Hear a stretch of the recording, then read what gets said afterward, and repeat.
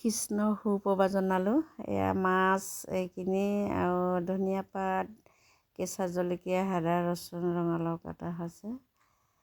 এয়া মাছখিনি বনাই থোৱা হৈছে। এতিয়া ৰঙালাওৰ লগতে ধুনীয়াকৈ টুপটুপীয়াকৈ বনাম।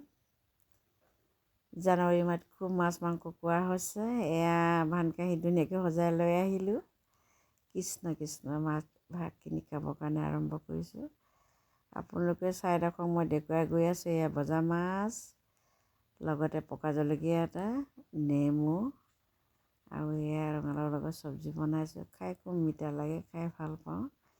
ঠাণ্ডা দিনখিনি ৰঙালাও খাব লাগে মাজে মাজে, নতুন ৰঙালাও খুব মজা লাগে। সেইকাৰণে এয়া খাই আছোঁ, বৰ ধুনীয়া লাগিছে খাই। আপোনালোকেও জানুৱাৰী আছে, আমিও মাছ মাংস প্ৰায় চলি আছে এইকেইদিন।